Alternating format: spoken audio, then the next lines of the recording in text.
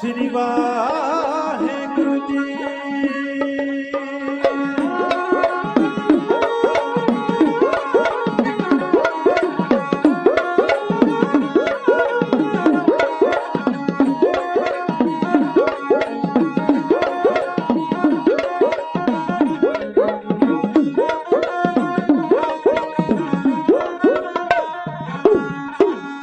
साग पात खाना ते साग पात खाना ते ठिकाना विच जंगलां दे साग पात खाना ते ठिकाना विच जंगलां दे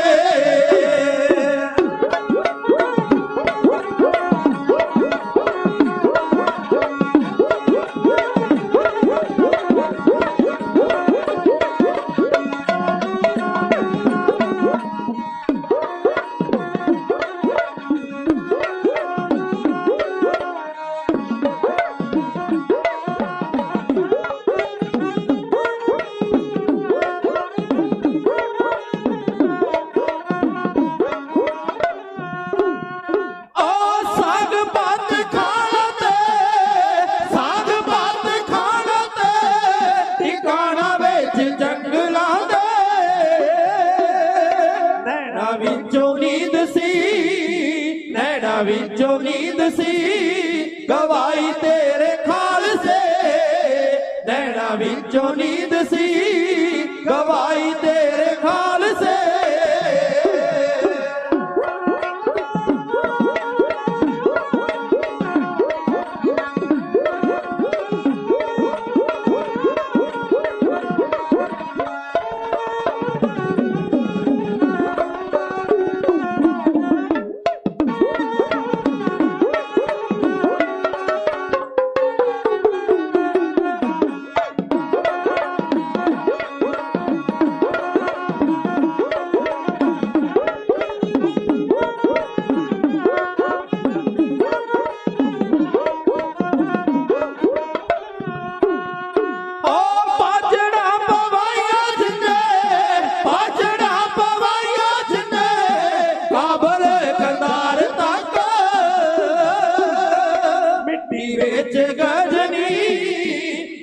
बेच गजनी मलाई तेरे खालसे मिट्टी बेच गजनी मलाई तेरे खालसे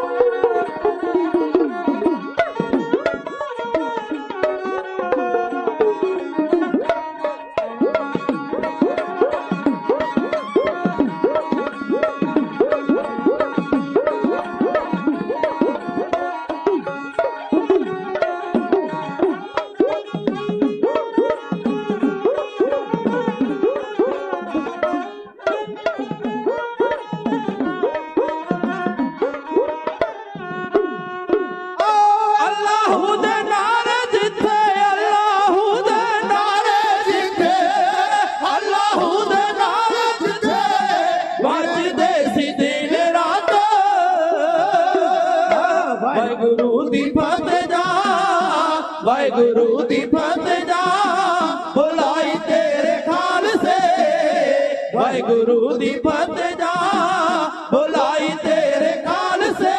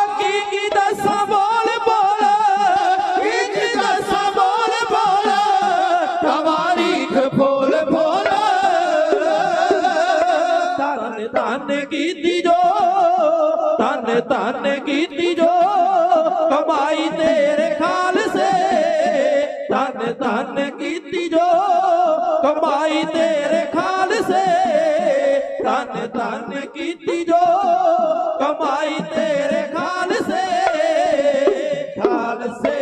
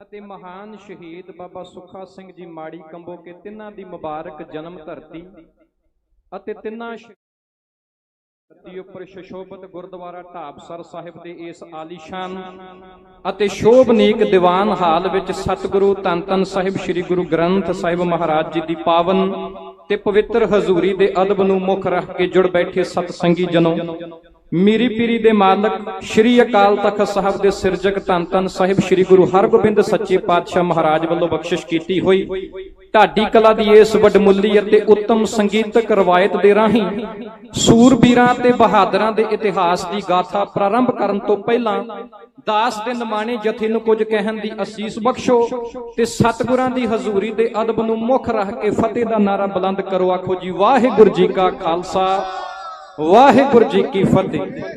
ਮੇਰੇ ਤੋਂ ਪਹਿਲਾਂ ਗੁਰੂ ਖਾਲਸਾ ਪੰਥ ਦੇ ਮਾਨਯੋਗ ਸਤਿਕਾਰੇ ਅਤੇ ਨਵਾਜੇ ਹੋਏ ਢਾਡੀ ਸਿੰਘ ਅਤੇ ਕਵੀਸ਼ਰ ਜਨਾਂ ਨੇ ਕੌਮ ਦੇ ਮਹਾਨ ਸ਼ਹੀਦ ਬਾਬਾ ਸੁੱਖਾ ਸਿੰਘ ਜੀ ਤਿੰਨਾਂ ਦੀ ਜੀਵਨ ਗਾਥਾ ਅਤੇ ਉਹਨਾਂ ਦੀ ਬਹਾਦਰੀ ਦੇ ਕੁਝ ਪਹਿਲੂ ਆਪ ਜੀ ਦੇ ਨਾਲ ਸਾਂਝੇ ਕੀਤੇ ਨੇ। ਜਿਸ ਨੁਕਤੇ ਤੋਂ ਬਾਬਾ ਸੁੱਖਾ ਸਿੰਘ ਜੀ ਸ਼ਹੀਦ ਦਾ ਜੋ ਜੀਵਨ ਬਿਰਤਾਂਤ ਸੰਗਤ ਦੇ ਵਿੱਚ ਸੁਣਾਉਣਾ ਚਾਹੀਦਾ ਹੈ, ਉਸ ਨੁਕਤੇ ਨੂੰ ਮੁੱਖ ਰੱਖ ਕੇ ਗੁਰੂ ਖਾਲਸਾ ਦੇ ਨਵਾਜੇ ਹੋਏ ਢਾਡੀ ਅਤੇ ਕਵੀਸ਼ਰ ਸਿੰਘਾਂ ਨੇ ਸੰਗਤ ਦੇ ਪੇਸ਼ੇ ਖਿਦਮਤ ਕੀਤਾ। ਸੋ ਸਾਧ ਸੰਗਤ ਜੀ, ਧੰਨ ਧੰਨ ਸਾਹਿਬ ਸ੍ਰੀ ਗੁਰੂ ਗੋਬਿੰਦ ਸਿੰਘ ਸੱਚੇ ਪਾਤਸ਼ਾਹ ਮਹਾਰਾਜ ਵੱਲੋਂ ਬਖਸ਼ਿਸ਼ ਕੀਤਾ ਹੋਇਆ ਉਹ ਪਾਵਨ ਮੁਖਵਾਕ कि इन गरीब सिखन को द्यों पातशाही याद रखें हमरी गुरियाई, कि जो पातशाही का दावा धन धन साहिब श्री गुरु गोबिंद सिंह महाराज जी ने जो वाक कीता सी ਕਿ ਜੋ ਇਸ ਨਾਨਕ ਪਾਤਸ਼ਾਹ ਜੀ ਦੇ ਚਲਾਏ ਹੋਏ ਨਿਰਮਲ ਪੰਥ ਦੇ ਵਿੱਚ ਸ਼ਾਮਲ ਹੋਣਗੇ ਅਤੇ ਇਸ ਨਿਰਮਲ ਪੰਥ ਦੇ ਵਿੱਚ ਸ਼ਾਮਲ ਹੋ ਕੇ ਆਪਣੇ ਆਪ ਨੂੰ ਇਸ ਸਿੱਖ ਧਰਮ ਦੇ ਅਨੁਯਾਈ ਅਖਵਾਉਣਗੇ, ਸਮੇਂ ਦੇ ਅਨੁਸਾਰ ਖਾਲਸੇ ਬਣਨਗੇ, ਉਹਨਾਂ ਨੂੰ ਇਸ ਪੰਜਾਬ ਦੀ ਧਰਤੀ ਦੇ ਉੱਪਰ ਸੱਚੀ ਪਾਤਸ਼ਾਹੀ ਸਤਿਗੁਰ ਜੀ ਆਪ ਬਖਸ਼ਿਸ਼ ਕਰਨਗੇ। ਸੋ ਸਾਧ ਸੰਗਤ ਜੀ, ਸਤਿਗੁਰਾਂ ਦੇ ਵੱਲੋਂ ਬਖਸ਼ਿਸ਼ ਕੀਤੀ ਹੋਈ ਉਸ ਪਾਤਸ਼ਾਹੀ ਅਤੇ ਉਸ ਪਾਤਸ਼ਾਹੀ ਦਾਅਵੇ ਨੂੰ ਇਸ ਪੰਜਾਬ ਦੀ ਧਰਤੀ ਤੇ ਸਥਾਪਿਤ ਕਰਨ ਦਾ ਜੋ ਬੰਨ ਨੂੰ ਬੱਧਾ ਹੈ, ਉਹ ਕੌਮ ਦੇ ਪਹਿਲੇ ਬਾਦਸ਼ਾਹ ਬਾਬਾ ਬੰਦਾ ਸਿੰਘ ਜੀ ਬਹਾਦਰ ਨੇ ਬੱਧਾ ਹੈ। ਸੋ ਸਾਧ ਸੰਗਤ ਜੀ, ਮੇਰੇ ਤੋਂ ਪਹਿਲਾਂ ਆਪ ਜੀ ਦੇ ਸਨਮੁਖ ਵਿਚਾਰਾਂ ਕਰ ਚੁੱਕੇ ਢਾਡੀ ਸਿੰਘਾਂ ਨੇ ਬਾਬਾ ਸੁੱਖਾ ਸਿੰਘ ਜੀ ਸ਼ਹੀਦ ਦੇ ਜੋ ਜੀਵਨ ਪਹਿਲੂ ਆਪ ਜੀ ਦੇ ਨਾਲ ਸਾਂਝੇ ਕੀਤੇ ਨੇ। ਸੋ ਮੈਂ ਇੱਕ ਗੱਲ ਤੁਹਾਡੇ ਨਾਲ ਸਾਂਝੀ ਕਰਨਾ ਚਾਹਾਂਗਾ ਕਿ ਜਿਸ ਸਮੇਂ ਦੇ ਦੌਰਾਨ ਬਾਬਾ ਸੁੱਖਾ ਸਿੰਘ ਜੀ ਮਾੜੀ ਕੰਬੋਕੇ ਵਾਲੇ ਮਹਾਨ ਸ਼ਹੀਦ ਦਾ ਜੋ ਜੀਵਨ ਬਿਰਤਾਂਤ ਜਿਸ ਸਮੇਂ ਦੇ ਦੌਰਾਨ ਜੋ 18ਵੀਂ ਸਦੀ ਦੇ ਪਹਿਲੇ ਦਹਾਕੇ ਤੋਂ ਲੈ ਕੇ 5ਵੇਂ ਦਹਾਕੇ ਤੱਕ 18ਵੀਂ ਸਦੀ ਦੇ ਇਹ ਪਹਿਲੇ 5 ਦਹਾਕੇ ਜਿਸ ਸਮੇਂ ਦੇ ਦੌਰਾਨ ਮੁਗਲਿਆ ਹਕੂਮਤ ਦੀ ਜੋ ਤਾਕਤ ਸੀ ਉਹ ਸੂਰਜ ਵੱਟ ਚਮਕ ਰਹੀ ਸੀ ਅਤੇ ਇਸ ਸਮੇਂ ਦੇ ਦੌਰਾਨ ਹੀ ਮੁਗਲਿਆ ਹਕੂਮਤ ਦੇ ਸੂਰਜ ਨੂੰ ਅਸਤ ਕਰਨ ਵਾਲਾ ਨਾਦਰ ਸ਼ਾਹ ਦੁਰਾਨੀ ਦਰਿਆ ਸਿੰਧ ਟੱਪ ਕੇ ਭਾਰਤ ਦੀ ਪੰਜਾਬ ਦੀ ਧਰਤੀ ਤੇ ਵੀ ਆਉਂਦਾ ਹੈ ਅਤੇ ਇਸ ਸਮੇਂ ਦੇ ਦੌਰਾਨ ਜਦੋਂ ਬਾਬਾ ਬੰਦਾ ਸਿੰਘ ਬਹਾਦਰ ਦੀ ਸ਼ਹਾਦਤ ਤੋਂ ਬਾਅਦ ਦੀਵਾਨ ਬਾਬਾ ਦਰਬਾਰਾ ਸਿੰਘ ਜੀ ਦੇ ਉਦਮ ਤੇ ਉਹਨਾਂ ਦੇ ਕਰ ਕਮਲਾਂ ਦੇ ਨਾਲ ਇਕੱਤਰ ਹੋਏ ਗੁਰੂ ਖਾਲਸਾ ਪੰਥ ਨੇ ਅਤੇ ਸ਼ਹੀਦ ਭਾਈ ਮਣੀ ਸਿੰਘ ਜੀ ਦੇ ਵੱਲੋਂ ਕੀਤੀ ਹੋਈ ਹਦਾਇਤ ਦੇ ਸਦਕਾ ਜਥੇਬੰਦ ਹੋਏ ਗੁਰੂ ਖਾਲਸਾ ਪੰਥ ਨੇ ਬਾਬਾ ਤਾਰਾ ਸਿੰਘ ਵਾਨ ਦੀ ਸ਼ਹਾਦਤ ਤੋਂ ਬਾਅਦ ਇੱਕ ਗੁਰਮਤਾ ਕੀਤਾ, ਜਿਸ ਗੁਰਮਤੇ ਨੂੰ 1726 ਤੋਂ ਲੈ ਕੇ ਨਾਦਰ ਦੇ ਹਮਲੇ ਤੱਕ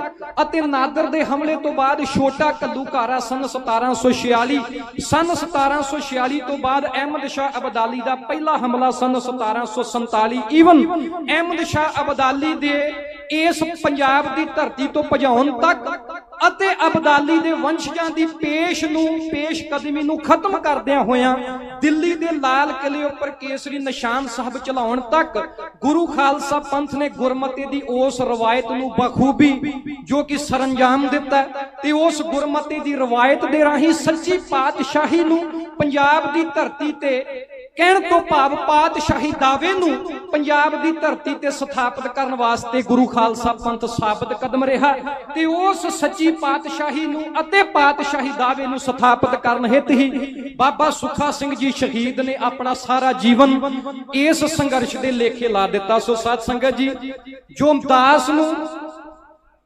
ਦਾਸ ਦੇ ਢਾਡੀ ਜਥੇ ਨੂੰ ਜੋ ਸੰਗਤ ਦੇ ਸਨਮੁਖ ਇਤਿਹਾਸਕ ਪ੍ਰਕਰਨ ਕਹਿਣ ਦਾ ਜੋ ਹੁਕਮ ਹੋਇਆ ਹੈ, ਉਹ ਇਤਿਹਾਸਕ ਪ੍ਰਕਰਨ ਉਹ ਹੈ ਜਦੋਂ ਇਸ ਸੱਚੀ ਪਾਤਸ਼ਾਹੀ ਦਾਅਵੇ ਇਸ ਪਾਤਸ਼ਾਹੀ ਦੇ ਦਾਅਵੇ ਨੂੰ ਸਥਾਪਿਤ ਕਰਨ ਅਤੇ ਇਸ ਪਾਤਸ਼ਾਹੀ ਦੇ ਦਾਅਵੇ ਨੂੰ ਦਰਿਆ ਸਿੰਧ ਤੋਂ ਲੈ ਕੇ ਦਰਿਆ ਗੰਗਾ ਤੇ ਜਮੁਨਾ ਦੇ ਦਵਾਬ ਤੱਕ ਪਹੁੰਚਾਉਣ ਦੇ ਲਈ ਬਾਬਾ ਬੰਦਾ ਸਿੰਘ ਬਹਾਦਰ ਦੀ ਅਗਵਾਈ ਦੇ ਵਿੱਚ ਜੋ ਸਿੱਖ ਕੌਮ ਦਾ ਸੰਘਰਸ਼ ਚੱਲਿਆ ਅਤੇ ਇਸ ਸੰਘਰਸ਼ ਦੇ ਦੌਰਾਨ ਖਾਲਸਾ ਰਾਜ ਦੀ ਪਹਿਲੀ ਰਾਜਧਾਨੀ ਲੋਹਗੜ੍ਹ ਅਤੇ ਇਸ ਲੋਹਗੜ੍ਹ ਦੀ ਰਾਜਧਾਨੀ ਨੂੰ ਖਤਮ ਕਰਨ ਵਾਸਤੇ ਜੋ ਔਰੰਗਜ਼ੇਬ ਦੇ ਜਾਨਨਸ਼ੀਨ ਬਹਾਦਰ ਸ਼ਾਹ ਜ਼ਫਰ ਨੇ ਖਾਲਸਾ ਪੰਥ ਦੇ ਵਿਰੁੱਧ ਜੋ ਸੰਘਰਸ਼ ਦਾ ਜੋ ਉਹਨੇ ਹਮਲਿਆਂ ਦਾ ਅਤੇ ਜੋ ਮੁਹਿੰਮ ਦਾ ਆਗਾਜ਼ ਕੀਤਾ, ਜਿਹਦੇ ਵਿੱਚ ਬਾਬਾ ਬੰਦਾ ਸਿੰਘ ਬਹਾਦਰ ਤੇ ਉਹਨਾਂ ਦੇ ਸੂਰਮਿਆਂ ਨੇ ਬਹਾਦਰੀ ਦੇ ਜ਼ੋਹਰ ਦਿਖਾਏ, ਇਸ ਇਤਿਹਾਸਕ ਪਹਿਲੂ ਨੂੰ ਮੈਂ ਆਪ ਜੀ ਦੇ ਨਾਲ ਸਾਂਝਾ ਕਰਨਾ ਚਾਹੁੰਦਾ।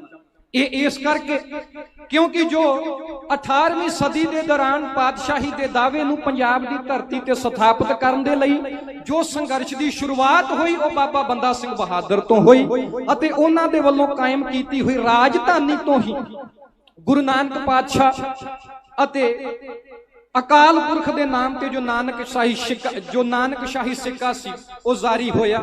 ਸਾਧ ਸੰਗਤ ਜੀ, ਅਸੀਂ ਆਪਣੀ ਸੁਰਤੀ ਲੈ ਚੱਲੀਏ ਧੰਨ ਧੰਨ ਸਾਹਿਬ ਸ੍ਰੀ ਗੁਰੂ ਗੋਬਿੰਦ ਸਿੰਘ ਮਹਾਰਾਜ ਜੀ ਦੇ ਅੰਤਮ ਸਮੇਂ ਦੇ ਦੌਰਾਨ।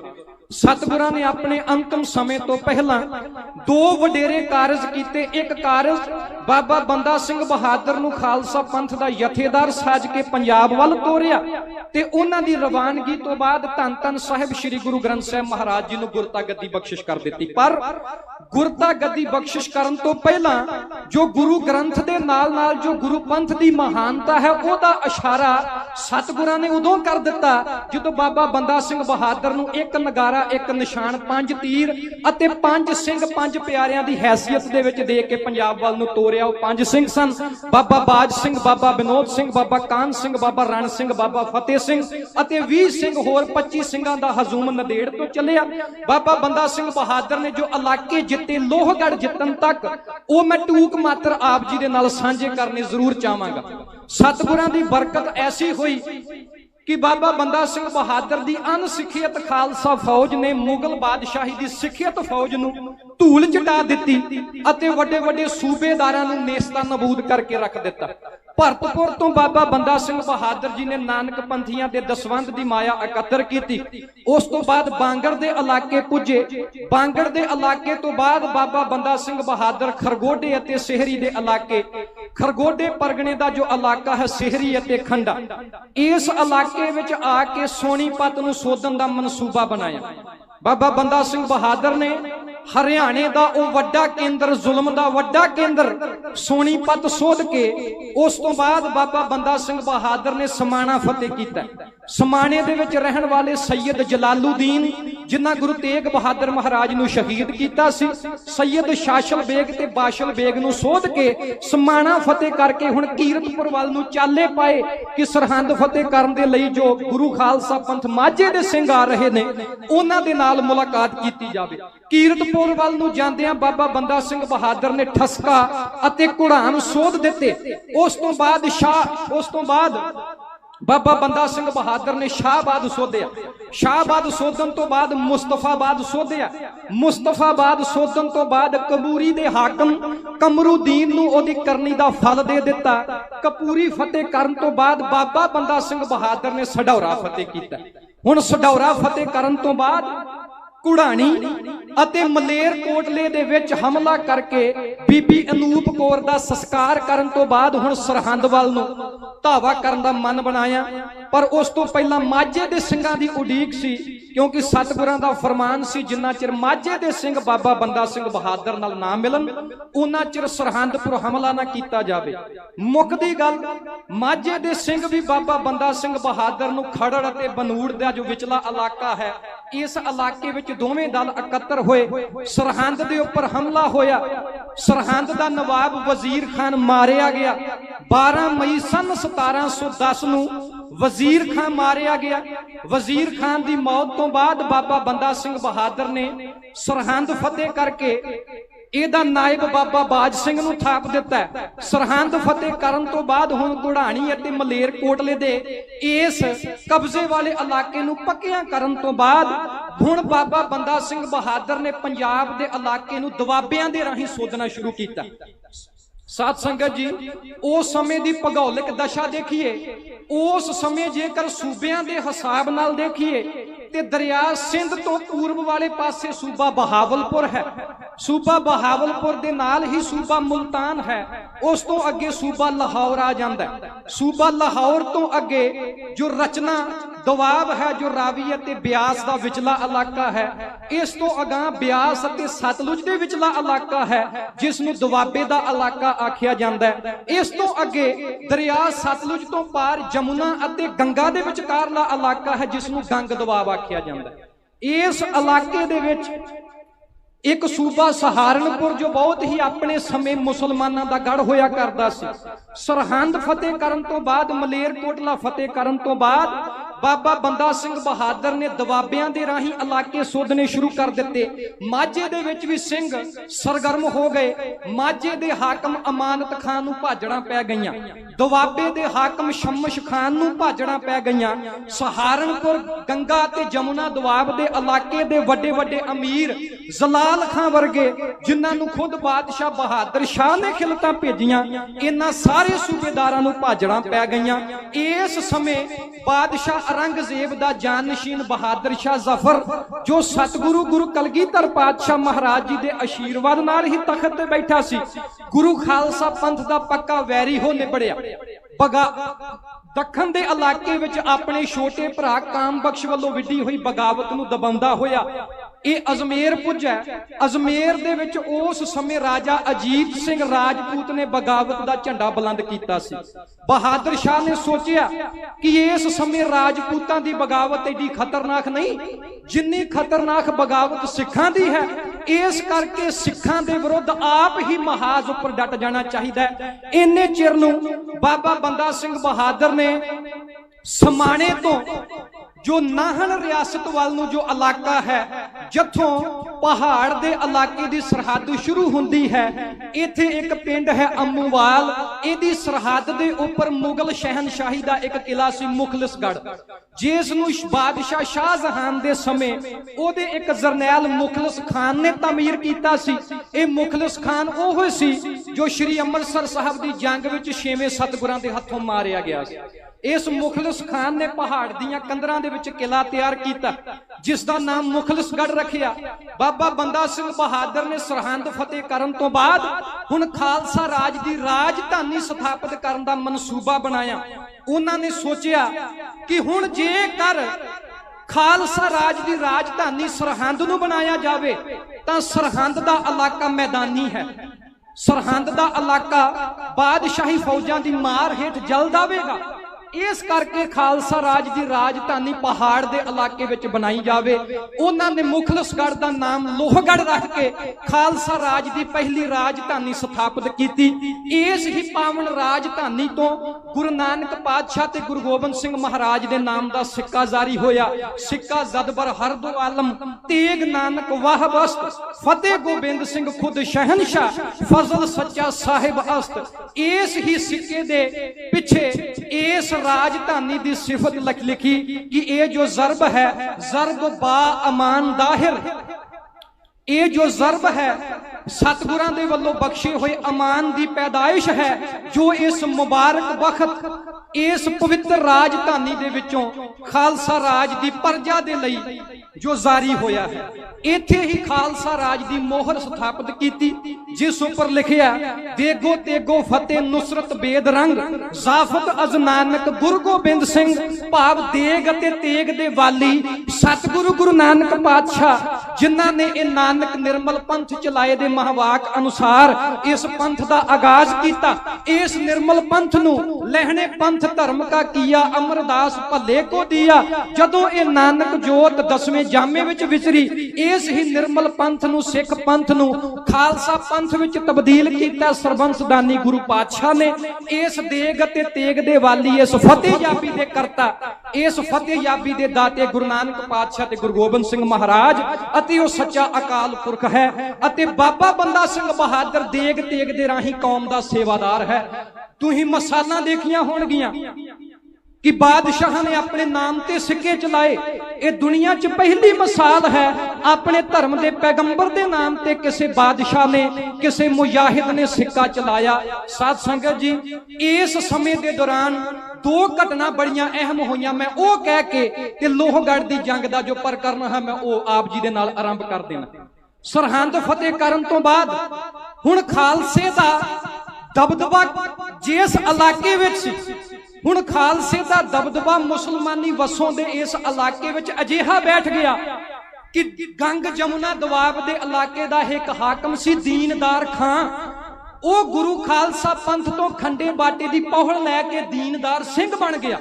इस तो अलावा सर डॉक्टर गंडा सिंह ने जिक्र किया, कहंदे उस समय मुगलिया सल्तनत दे समय एक अखबार चलदी हुंदी सी जिसदा नाम सी अखबारे दरबारे मौला। उस दरबारे मौला अखबार दा एडिटर सी मीर नसीर खान। ये नसीर खान गुरु खालसा पंथ दा किरदार अते उन्हां दे दबदबे तो प्रेरित हो के नसीर खान तो नसीर सिंह हो निबड़े। हुण साध संगत जी, इस तो अलावा बाबा बंदा सिंह बहादुर ते उन्हां दे साथी सिपाहियां ने कोई वखरी राज बनतर नहीं बनाई, क्योंकि 1708 नूं चले 1716 नूं बाबा बंदा सिंह बहादुर की शहादत के नाल ही खालसा राज का सूरज अस्त होया। 8 साल के समय के दौरान कोई वड्डी राज बनतर ते कोई वड्डा सुधार नहीं होया, पर मुगल राजशाही की जो कमर सी, मुगल शहनशाही की जो कमर सी, जगीरदारी सिस्टम बाबा बंदा सिंह बहादुर ने जड़ां तो पुट के रख दिता। हल वाहद किसानां नूं ਉਹਨਾਂ ਦੇ ਹੱਕ ਦਿੱਤੇ। ਭੋਏ ਦੇ ਮਾਲਕ ਹਲ ਵਾਹਕ ਕਿਸਾਨਾਂ ਨੂੰ ਬਣਾਉਣ ਦਾ ਬਾਬਾ ਬੰਦਾ ਸਿੰਘ ਬਹਾਦਰ ਨੇ ਸ਼ਰਫ ਅਦਾ ਕੀਤਾ। ਮੇਰੀ ਗੁਜ਼ਾਰਿਸ਼ ਹੈ, ਜਦੋਂ ਅਸੀਂ ਕਿਸੇ ਸੌਣੀ ਤੇ ਹਾੜੀ ਬੀਜਦੇ ਆ ਤੇ ਸੌਣੀ ਤੇ ਹਾੜੀ ਦੀ ਫਸਲ ਜਦੋਂ ਕਿਤੇ ਵੱਢ ਕੇ ਲਿਆਉਂਦੇ ਆ, ਇਹ ਮੇਰੀ ਗੁਜ਼ਾਰਿਸ਼ ਹੈ ਕਿ ਗੁਰੂ ਖਾਲਸਾ ਪੰਥ ਦੇ ਉਸ ਪਹਿਲੇ ਬਾਦਸ਼ਾਹ ਬਾਬਾ ਬੰਦਾ ਸਿੰਘ ਬਹਾਦਰ ਦੇ ਨਾਮ ਤੇ ਕਿਤੇ ਅਸੀਂ ਕੜਾਹ ਪ੍ਰਸ਼ਾਦ ਦੀ ਦੇਗ ਕਰਵਾ ਕੇ ਕਿਤੇ ਅਰਦਾਸਾਂ ਹੀ ਸੋਧਿਆ ਕਰੀਏ। ਇਹ ਉਸ ਮਹਾਨ ਬਾਦਸ਼ਾਹ ਦੀ ਦੇਣ ਹੈ ਜੋ ਮਿਸਲਾਂ ਦੇ ਸਮੇਂ, ਉਸ ਤੋਂ ਬਾਅਦ ਸ਼ੇਰੇ ਪੰਜਾਬ ਮਹਾਰਾਜਾ ਰਣਜੀਤ ਸਿੰਘ ਦੇ ਸਮੇਂ ਜੋ ਮੁਕੰਮਲ ਕਰ ਦਿੱਤੀ ਗਈ, ਜ਼ਗੀਰਦਾਰੀ ਸਿਸਟਮ ਖਤਮ ਕਰ ਦਿੱਤਾ ਗਿਆ। ਤਾਈਓ ਤਾਂ ਅੱਜ ਪੰਜਾਬ ਦੇ ਕਿਸਾਨ ਬੰਗਾਲੀਆਂ ਤੇ ਬਿਹਾਰੀਆਂ ਦੇ ਨਾਲੋਂ ਕਿਤੇ ਵੱਧ ਖੁਸ਼ਹਾਲ ਨੇ। ਸਾਧ ਸੰਗਤ ਜੀ, ਸਰਹੰਦ ਤੱਕ ਦਾ ਇਲਾਕਾ, ਸਰਹੰਦ ਤੋਂ ਪੱਛਮ ਵਾਲੇ ਪਾਸੇ ਜਿੱਥੇ ਰਿਆੜਕੀ ਦਾ ਇਲਾਕਾ ਹੈ, ਲਾਹੌਰ ਦੀਆਂ ਸਰਹੱਦਾਂ ਤੱਕ, ਇਸ ਤੋਂ ਇਲਾਵਾ ਗੰਗਾ ਜਮੁਨਾ ਦੁਆਬ ਤੱਕ ਸੂਬਾ ਸਹਾਰਨਪੁਰ ਥਾਨੇਸਰ ਤੱਕ ਦਾ ਇਲਾਕਾ ਖਾਲਸੇ ਰਾਜ ਦੇ ਤਹਿਤ ਵਿੱਚ ਸੀ। ਹੁਣ ਬਾਦਸ਼ਾਹ ਬਹਾਦਰ ਸ਼ਾਹ ਜ਼ਫਰ ਜੋ ਔਰੰਗਜ਼ੇਬ ਤੋਂ ਤੀਜੇ ਥਾਂ ਤੇ ਸੀ, ਮਾਫ ਕਰਨਾ, ਔਰੰਗਜ਼ੇਬ ਤੋਂ ਬਾਅਦ ਆਜਮ ਸ਼ਾਹ ਬੈਠਾ, ਆਜਮ ਸ਼ਾਹ ਤੋਂ ਬਾਅਦ ਬਹਾਦਰ ਸ਼ਾਹ ਜ਼ਫਰ ਤਖਤ ਤੇ ਬੈਠਾ। ਬਹਾਦਰ ਸ਼ਾਹ ਨੂੰ ਪਹਿਲੀ ਖਬਰ 12 ਫਰਵਰੀ ਨੂੰ ਮਿਲੀ ਜੋ ਵੱਡੀ ਖਬਰ ਸੀ। ਵੈਸੇ ਤਾਂ 1709 ਦਸੰਬਰ ਤੇ 1710 ਜਨਵਰੀ ਫਰਵਰੀ ਵਿੱਚ ਹੀ ਖਬਰਾਂ ਉਹਦੇ ਕੋਲ ਪਹੁੰਚ ਗਈਆਂ ਸਨ ਕਿ ਸਿੱਖਾਂ ਨੇ ਬਗਾਵਤ ਕਰ ਦਿੱਤੀ, ਪਰ 12 ਫਰਵਰੀ ਨੂੰ ਵਜ਼ੀਰ ਖਾਨ ਦੇ ਇੱਕ ਵਕੀਲ ਨੇ ਲਿਖਤੀ ਚਿੱਠੀ ਬਾਦਸ਼ਾਹ ਬਹਾਦਰ ਸ਼ਾਹ ਜ਼ਫਰ ਦੇ ਪੇਸ਼ ਕੀਤੀ। ਫਰਵਰੀ ਤੋਂ ਬਾਅਦ ਨਵੰਬਰ ਤੱਕ ਉਹਦੇ ਕੋਲ ਵੱਖ-ਵੱਖ ਸੂਬਿਆਂ ਦੇ ਵੱਖ-ਵੱਖ ਹਾਕਮਾਂ ਦੇ ਫੌਜਦਾਰਾਂ ਦੀਆਂ ਚਿੱਠੀਆਂ ਲਿਖਤੀ ਬਹਾਦਰ ਸ਼ਾਹ ਜ਼ਫਰ ਤੋਂ ਪਹੁੰਚਦੀਆਂ ਰਹੀਆਂ। ਉਹ ਅਜਮੇਰ ਗਿਆ। ਅਜਮੇਰ ਵਿੱਚ ਰਾਜਪੂਤਾਂ ਦੀ ਬਗਾਵਤ ਨੂੰ ਨਜ਼ਰਅੰਦਾਜ਼ ਕਰਕੇ ਉਹਨੇ ਇਹ ਕੀਤਾ ਕਿ ਰਾਜਪੂਤ ਇਲਾਕੇ ਦੇ ਜਿਹੜੇ ਦੋ ਹਾਕਮ ਸਨ, ਬੰਦੇਲੇ ਹਾਕਮ ਉਹਨਾਂ ਨੂੰ ਆਖਿਆ ਜਾਂਦਾ ਸੀ, ਇੱਕ ਦਾ ਨਾਮ ਸੀ ਅਜੀਤ ਸਿੰਘ ਬੰਦੇਲਾ, ਇੱਕ ਦਾ ਨਾਮ ਸੀ ਚਤਰਸਾਲ ਬੰਦੇਲਾ, ਇਹਨਾਂ ਨੂੰ ਵੀ ਸਿੱਖ ਕੌਮ ਦੀ ਸ਼ਕਤੀ ਦਬਾਉਣ ਵਾਸਤੇ ਆਪਣੇ ਨਾਲ ਲਾ ਲਿਆ। ਹੁਣ ਬਾਦਸ਼ਾਹ ਬਹਾਦਰ ਸ਼ਾਹ ਜ਼ਫਰ ਨੇ ਖਾਲਸਾ ਰਾਜ ਦੇ ਵਿਰੁੱਧ ਮੁਹਿੰਮਾਂ ਦਾ ਆਗਾਜ਼ ਕੀਤਾ। ਆਪਣਾ ਕਿਆਮ ਕਰਦਾ ਕਰਦਾ ਹੋਇਆ ਬਾਦਸ਼ਾਹ ਬਹਾਦਰ ਸ਼ਾਹ ਜ਼ਫਰ ਸਡੌਰੇ ਪੁੱਜਾ। ਸਡੌਰੇ ਬੈਠ ਕੇ ਬਹਾਦਰ ਸ਼ਾਹ ਜ਼ਫਰ ਨੇ ਆਪਣੇ ਵੱਡੇ ਵੱਡੇ ਅਮੀਰਾਂ, ਵੱਡੇ ਵੱਡੇ ਵਜ਼ੀਰਾਂ ਨੂੰ ਬੁਲਾਇਆ। ਇਹਨਾਂ ਵਜ਼ੀਰਾਂ ਤੇ ਅਮੀਰਾਂ ਦੀ ਗਿਣਤੀ ਦੇ ਵਿੱਚੋਂ ਪਹਿਲੇ ਨੰਬਰ ਤੇ ਸੀ ਖਾਨੇ ਖਾਨਾ ਮੁਨੀਮ ਖਾਨ। ਮੁਨੀਮ ਖਾਨ ਦਾ ਪੁੱਤਰ ਮੁਹਾਬਤ ਖਾਨ, ਫਰੋਜ਼ ਖਾਨ ਮੇਵਾਤੀ, ਰੁਸਤਮ ਖਾਨ, ਇਸ ਤੋਂ ਇਲਾਵਾ ਬਾਦਸ਼ਾਹ ਦਾ ਸ਼ਹਿਜ਼ਾਦਾ ਜਹਾਨ ਸ਼ਾਹ, ਬਾਦਸ਼ਾਹ ਰਫੀਉ ਸ਼ਾਨ, ਇਸ ਤੋਂ ਇਲਾਵਾ ਇਸਲਾਮ ਖਾਨ ਵਰਗੇ ਵੱਡੇ ਵੱਡੇ ਹਾਕਮ ਬਾਦਸ਼ਾਹ ਦੀ ਤਹਿਤ ਵਿੱਚ ਬੈਠੇ ਸਨ। ਸਮਾਣੇ ਦੇ ਇਸ ਮਕਾਮ ਤੇ ਕੈਂਪ ਲਗਾ ਕੇ ਹੁਣ, ਕਿਉਂਕਿ ਇਸ ਸਮੇਂ ਤੱਕ ਗੁਰੂ ਖਾਲਸਾ ਪੰਥ ਸਰਹੰਦ ਦਾ ਇਲਾਕਾ ਖਤਮ ਕਰ ਜਿਹੜਾ ਸਰਹੰਦ ਦਾ ਇਲਾਕਾ ਖਾਲੀ ਕਰ ਚੁੱਕਾ ਸੀ। ਸਰਹੰਦ ਦੇ ਇਲਾਕੇ ਦੀ ਇਸ ਖਾਲਗੀ ਤੋਂ ਬਾਅਦ ਥਾਨੇਸਰ ਤੇ ਅਤੇ ਸਹਾਰਨਪੁਰ ਦੇ ਵਿੱਚੋਂ ਬਾਬਾ ਬਨੋਦ ਸਿੰਘ ਤੇ ਬਾਬਾ ਬੰਦਾ ਸਿੰਘ ਬਹਾਦਰ ਬਹੁਤ ਸਾਰੇ ਸਿੱਖ ਸਿਪਾਹੀਆਂ ਦੇ ਨਾਲ ਕਿਲਾ ਲੋਹਗੜ੍ਹ ਦੇ ਵਿੱਚ ਕਿਆਮ ਕਰ ਚੁੱਕੇ ਸਨ। ਬਾਦਸ਼ਾਹ ਬਹਾਦਰ ਸ਼ਾਹ ਨੇ ਆਖਿਆ ਕਿ ਇਸ ਮੁਖਲਸਗੜ੍ਹ ਨਾਮ ਦੇ ਕਿਲੇ ਦੇ ਵਿੱਚ ਉਹ ਸਿੱਖਾਂ ਦਾ ਆਗੂ ਬੰਦਾ ਸਿੰਘ ਲੁਕ ਕੇ ਬੈਠਾ।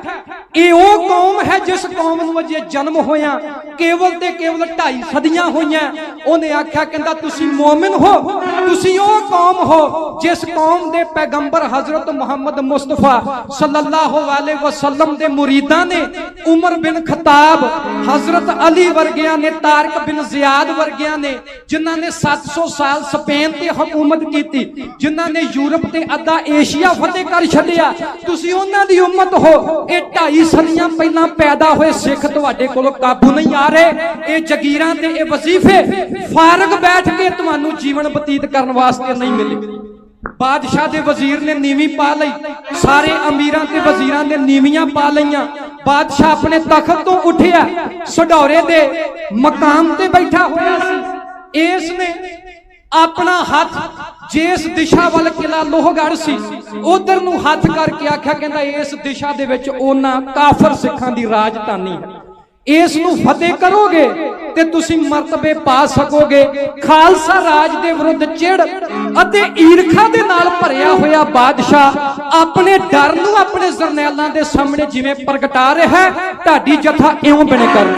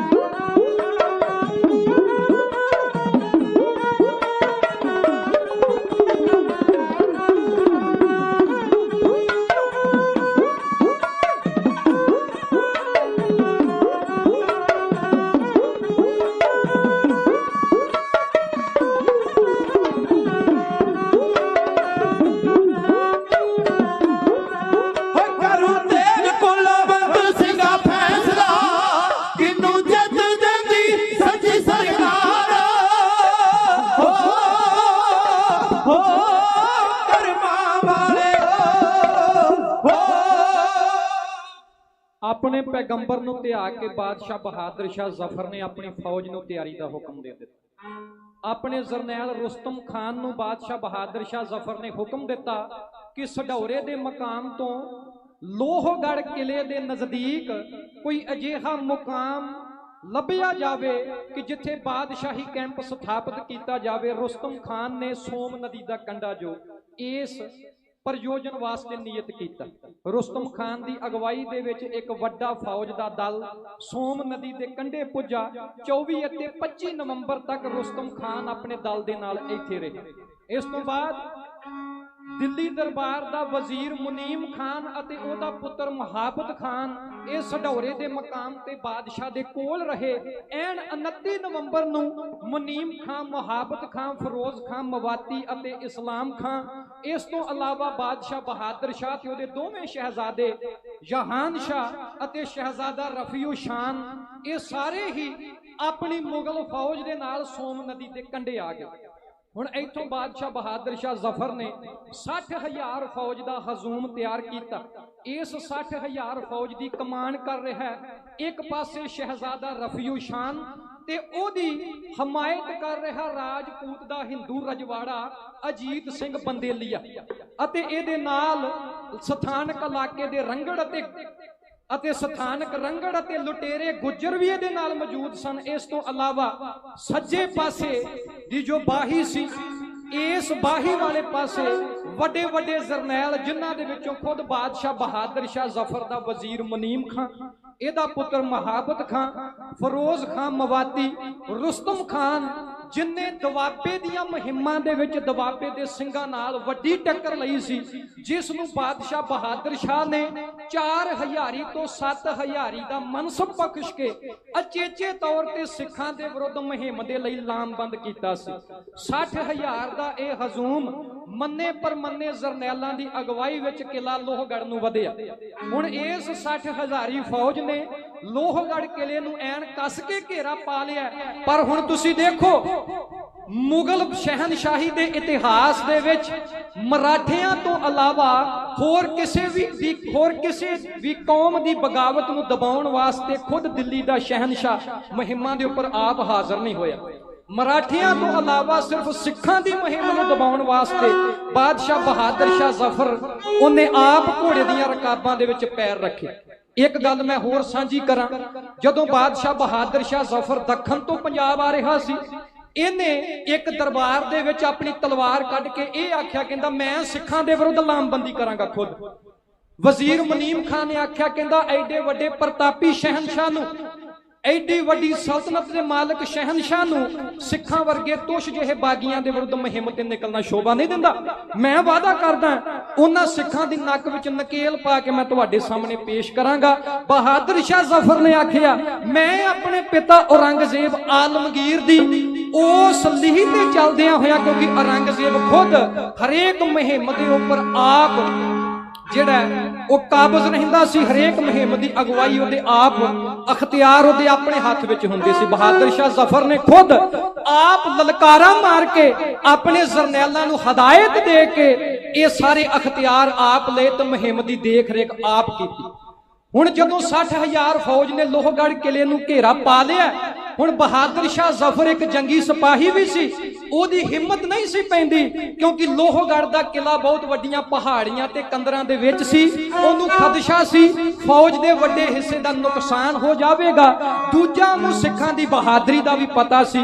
ਹੁਣ ਇਸ ਜੱਗੋ ਤੱਕੇ ਦੇ ਵਿੱਚ ਬਾਦਸ਼ਾਹ ਬਹਾਦਰ ਸ਼ਾਹ ਬੈਠਾ, ਉਹਨੇ ਇੱਕ ਪਰਵਾਨਾ ਜਾਰੀ ਕਰ ਦਿੱਤਾ ਕਿ ਜੋ ਮੁਗਲ ਫੌਜ ਹੈ ਉਹ ਢਿੱਲ ਵਰਤੇ, ਇਹਨਾਂ ਨੂੰ ਇਉਂ ਪ੍ਰਤੀਤ ਹੋਵੇ ਕਿ ਮੁਗਲ ਫੌਜ ਢਿੱਲੀ ਵਰਤ ਰਹੀ ਹੈ, ਇਸ ਕਰਕੇ ਸਿੱਖ ਕਿਲੇ ਚੋਂ ਬਾਹਰ ਆ ਕੇ ਲੜਨਗੇ, ਇਹ ਮੇਰਾ ਯਕੀਨ ਹੈ। ਪਰ ਸਿੱਖਾਂ ਦੀ ਅਗਵਾਈ ਬਾਬਾ ਬੰਦਾ ਸਿੰਘ ਬਹਾਦਰ ਵਰਗਾ ਦੂਰ ਅੰਦੇਸ਼ ਜਰਨੈਲ ਕਰ ਰਿਹਾ ਸੀ, ਉਹ ਮੁਗਲਾਂ ਦੀ ਰਗ ਰਗ ਤੋਂ ਵਾਕਿਫ ਸੀ। ਹੁਣ ਸਾਧ ਸੰਗਤ ਜੀ, ਡਾਕਟਰ ਗੰਡਾ ਸਿੰਘ ਜੀ ਦੇ ਮੁਤਾਬਕ ਕਹਿੰਦੇ ਬਹਾਦਰ ਸ਼ਾਹ ਜ਼ਫਰ ਤਖਤ ਤੇ ਬੈਠਾ, ਆਪਣੇ ਉਸ ਕੈਂਪ ਦੇ ਵਿੱਚ ਆਪਣੇ ਖੈਮੇ 'ਚ ਬੈਠਾ, ਤੇ ਉਹਦੇ ਵਜ਼ੀਰ ਖਾਨੇ ਖਾਨਾ ਮੁਨੀਮ ਖਾਨ ਨੇ ਆਗਿਆ ਮੰਗੀ। ਕਹਿੰਦੇ ਜੇ ਬਾਦਸ਼ਾਹ ਸਲਾਮਤ ਦੀ ਆਗਿਆ ਹੋਵੇ, ਮੈਂ ਆਪਣੇ ਮਤਹਿਤ ਆਉਂਦਾ ਦਲ ਲੈ ਕੇ ਲੋਹਗੜ੍ਹ ਕਿਲੇ ਦਾ ਜਾਇਜ਼ਾ ਲੈਣਾ ਚਾਹੁੰਦਾ। ਬਾਦਸ਼ਾਹ ਬਹਾਦਰ ਸ਼ਾਹ ਨੇ ਕਹਿ ਦਿੱਤਾ, ਕਹਿੰਦਾ ਜੇਕਰ ਜਾਇਜ਼ਾ ਲੈਣਾ ਚਾਹੁੰਦਾ ਤੇ ਲੈ, जिन्ना चिर मैं हुक्म ना करा तेरे वालों हमले की कोई पहल नहीं होनी चाहिए। हुण साध संगत जी बादशाह बहादुर शाह जफर का हुक्म लैके बहादुर शाह नूं यह कह के कि किले का जायजा लिया जाए, पर मुनीम खान मन दे विच लोहगढ़ किले उपर हमले की सदर लैके लोहगढ़ के किले के उपर कहरी हल्ला करने वास्ते इउं दा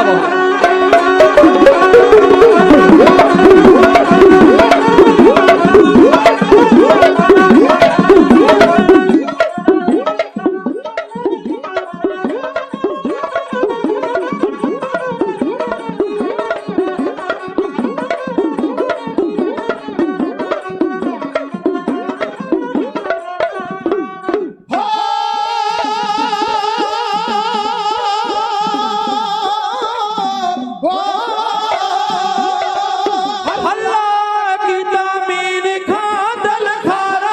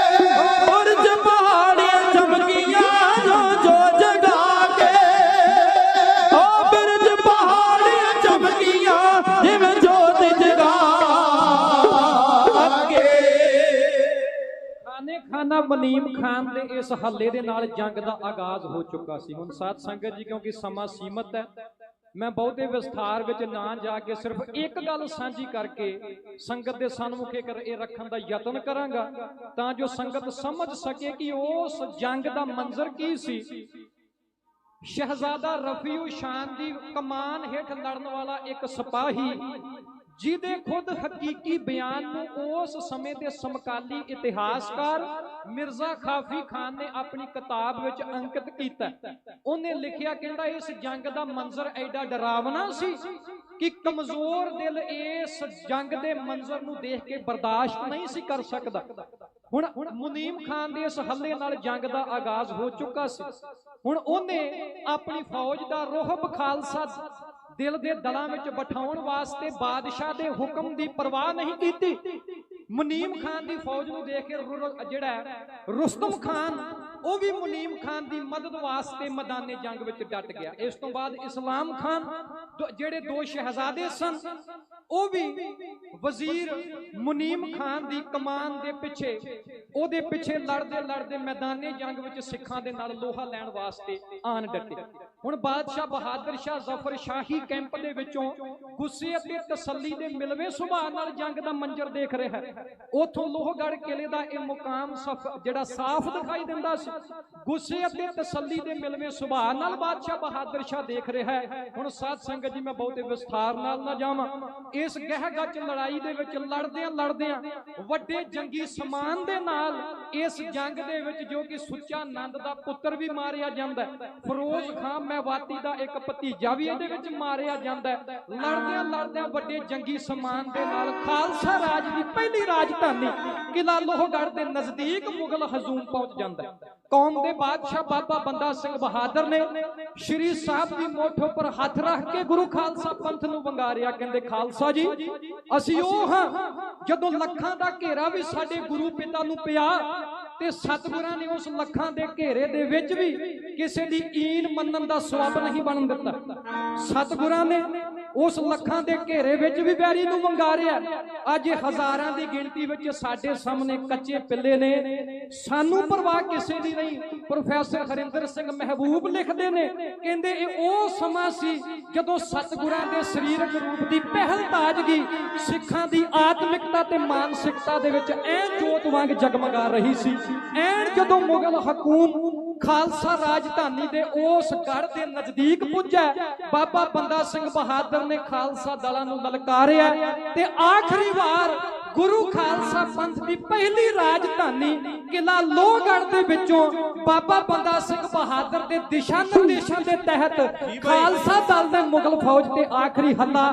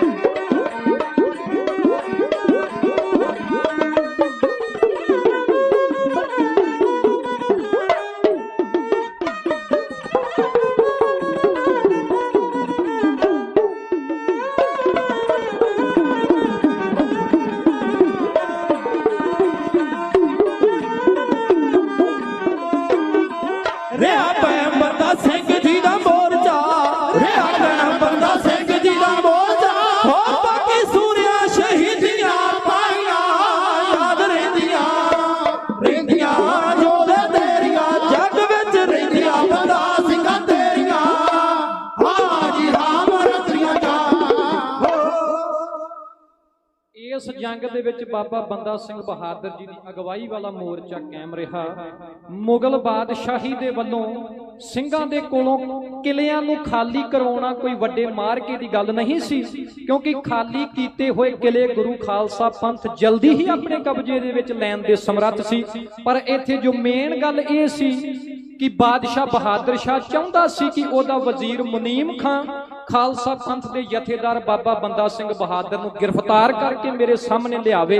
ਪਰ ਇਸ ਜੰਗ ਦੇ ਦੌਰਾਨ ਨਵੇਂ ਸੱਜੇ ਹੋਏ ਸਿੰਘ ਸਰਦਾਰ ਗੁਲਾਬ ਸਿੰਘ, ਜਿਨ੍ਹਾਂ ਦੀ ਡੀਲ ਡੌਲ ਅਤੇ ਚਿਹਰਾ ਬਾਬਾ ਬੰਦਾ ਸਿੰਘ ਬਹਾਦਰ ਦੇ ਨਾਲ ਮੇਲ ਖਾਂਦਾ ਸੀ, ਉਹਨਾਂ ਨੇ ਬਾਬਾ ਬੰਦਾ ਸਿੰਘ ਬਹਾਦਰ ਦੇ ਸਾਹਮਣੇ ਅਰਦਾਸ ਬੇਨਤੀ ਕੀਤੀ ਕਿ ਆਪ ਨੂੰ ਗੁਰੂ ਕਲਗੀਧਰ ਸੱਚੇ ਪਾਤਸ਼ਾਹ ਮਹਾਰਾਜ ਨੇ ਪੰਥ ਦਾ ਜਥੇਦਾਰ ਸਾਜਿਆ ਹੈ, ਤੁਸੀਂ ਮੌਜੂਦ ਹੋਵੋਗੇ ਸਰੀਰਕ ਰੂਪ ਵਿੱਚ ਤੇ ਇੱਕ ਲੋਹਗੜ੍ਹ ਨਹੀਂ, ਪੂਰੀ ਪੰਜਾਬ ਦੀ ਧਰਤੀ ਹੀ, ਪੂਰੀ ਪੰਜਾਬ ਦੀ ਧਰਤੀ ਤੋਂ ਹੀ ਮੁਗਲ ਸਾਮਰਾਜਸ਼ਾਹੀ ਦਾ ਜੁਗਲਾ ਪੁੱਟ ਕੇ ਆਪ ਅਨੇਕਾਂ ਲੋਹਗੜ੍ਹ ਕਿਲੇ ਉਸਾਰ ਸਕਦੇ ਹੋ, ਆਪ ਕੌਮ ਨੂੰ ਬੁਲੰਦੀਆਂ ਤੱਕ ਲਿਜਾ ਸਕਦੇ ਹੋ। ਹੁਣ ਗੁਰੂ ਨਾਨਕ ਪਾਤਸ਼ਾਹ ਵੱਲੋਂ ਬਖਸ਼ੀ ਹੋਈ ਪੰਜ ਪ੍ਰਧਾਨੀ ਪ੍ਰਣਾਲੀ ਦੇ ਤਹਿਤ ਗੁਰੂ ਖਾਲਸਾ ਪੰਥ ਤੁਹਾਨੂੰ ਹੁਕਮ ਕਰਦਾ ਹੈ ਕਿ ਤੁਸੀਂ ਆਪਣੀ ਪੋਸ਼ਾਕ ਗੁਲਾਬ ਸਿੰਘ ਨੂੰ ਦੇਹੋ ਤੇ ਆਪ ਇਸ ਕਿਲੇ ਦੇ ਵਿੱਚੋਂ ਇੱਕ ਵੱਡਾ ਧਮਾਕਾ ਕਰਕੇ ਤੇ ਦੁਸ਼ਮਣ ਦਲਾਂ ਨੂੰ ਚੀਰਦੇ ਹੋਏ ਨਾਹਨ ਰਿਆਸਤ ਵੱਲ ਨੂੰ ਰਵਾਨਾ ਹੋ ਜਾਵੋ। ਸਾਧ ਸੰਗਤ ਜੀ, ਇਸ ਆਖਰੀ ਹੱਲੇ ਤੋਂ ਬਾਅਦ ਇਹ ਹੋਇਆ, ਇਮਲੀ ਦੇ ਰੁੱਖ ਦੇ ਉੱਪਰ ਬੀੜੀ ਹੋਈ ਇੱਕ ਵੱਡੀ ਤੋਪ, ਜਿਹਦੇ ਵਿੱਚ ਢੇਰ ਸਾਰਾ ਬਰੂਦ ਭਰ ਕੇ ਇੱਕ ਧਮਾਕਾ ਕੀਤਾ। ਮੁਗਲ ਬਾਦਸ਼ਾਹੀ ਦੀ ਫੌਜ ਦਾ ਧਿਆਨ ਉਸ ਪਾਸੇ ਹੋਇਆ ਤੇ ਬਾਬਾ ਬੰਦਾ ਸਿੰਘ ਬਹਾਦਰ ਆਪਣੇ ਸਹਾਇਕ ਸਾਥੀਆਂ ਦੇ ਨਾਲ ਦੁਸ਼ਮਣਾਂ ਦੀਆਂ ਸਫਾਵਾਂ ਨੂੰ ਚੀਰਦੇ ਹੋਏ ਰਿਆਸਤ ਨਾਹਨ ਹੈ ਉਸ ਦੇ ਕੇਂਦਰੀ ਧੁਰੇ ਵੱਲ ਨੂੰ ਰਵਾਨਾ ਹੋਏ। ਸੋ ਸਾਧ ਸੰਗਤ ਜੀ, ਹੱਥ ਮਲਦੀ ਹੋਈ ਮੁਗਲ ਬਾਦਸ਼ਾਹੀ ਦੀ ਉਹ ਫੌਜ ਉਸ ਸੋਮ ਨਦੀ ਦੇ ਕੰਢੇ ਉੱਪਰ ਕੀਤੇ ਹੋਏ ਕਿਆਮ ਦੇ ਸਾਹਮਣੇ ਮੁਨੀਮ ਖਾਨ ਦੀ ਅਗਵਾਈ ਵਿੱਚ ਬਾਦਸ਼ਾਹ ਦੇ ਸਾਹਮਣੇ ਆਈ। ਸੋ ਸਾਧ ਸੰਗਤ ਜੀ, ਜਿਹਦੇ ਵਿੱਚ ਮੁਗਲ ਬਾਦਸ਼ਾਹੀ ਦੀ ਇਸ ਫੌਜ ਨੂੰ ਵੱਡੀ ਹਾਰ ਦਾ ਸਾਹਮਣਾ ਕਰਨਾ ਪਿਆ, ਕਿਉਂਕਿ ਉਹਨਾਂ ਦਾ ਤਹੱਈਆ ਸੀ ਕਿ ਬਾਬਾ ਜੀ ਨੂੰ ਗ੍ਰਿਫਤਾਰ ਕਰਨਾ, ਜੋ ਉਹ ਉਹਨਾਂ ਨੂੰ ਗ੍ਰਿਫਤਾਰ ਕਰਨ ਦੇ ਵਿੱਚ ਨਾਕਾਮ ਰਹੇ। ਸੋ ਸਾਧ ਸੰਗਤ ਜੀ, ਸਮਾਂ ਸਮਾਪਤ ਹੈ। ਇਹ ਪ੍ਰਸੰਗ ਕੌਮ ਦੇ ਮਹਾਨ ਢਾਡੀ ਗਿਆਨੀ ਕੁਲਵੰਤ ਸਿੰਘ ਜੀ ਬੀਏ ਤਿੰਨਾਂ ਦੀ ਕਲਮ ਤੋਂ ਲਿਖਿਆ ਹੋਇਆ, ਜੋ ਆਪ ਜੀ ਦੇ ਨਗਰ ਦੇ ਸਤਿਕਾਰਯੋਗ ਮਹਾਂਪੁਰਸ਼ ਬਾਬਾ ਮੌਜੀ ਦਾਸ ਜੀ ਦੀ ਹਦਾਇਤ ਦੇ ਨਾਲ ਇਹ ਪ੍ਰਸੰਗ ਢਾਡੀ ਜਥੇ ਨੂੰ ਮਿਲਿਆ।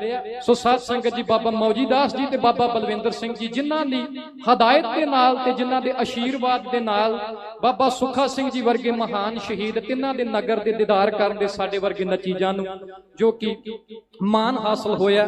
ਸੋ ਇਸ ਸਮੇਂ ਦੇ ਦੌਰਾਨ ਬਾਬਾ ਅਮਰੀਕ ਸਿੰਘ ਜੀ ਖਖਰਾਣੇ ਵਾਲੇ ਤਿੰਨਾਂ ਦੇ ਵੱਲੋਂ ਬੇਅੰਤ ਮਾਇਆ ਢਾਡੀ ਜਥੇ ਨੂੰ ਤੇ ਬਾਬਾ ਮੌਜਦਾਸ ਜੀ ਉਹਨਾਂ ਦੇ ਵੱਲੋਂ ਵੀ ਬੇਅੰਤ ਮਾਇਆ ਢਾਡੀ ਜਥੇ ਨੂੰ ਸਨਮਾਨ ਵਜੋਂ ਭੇਟ ਕੀਤੀ ਹੈ। ਤੇ ਸਾਡੇ ਵੀਰ ਸੁਖਰਾਜ ਸਿੰਘ ਜੀ,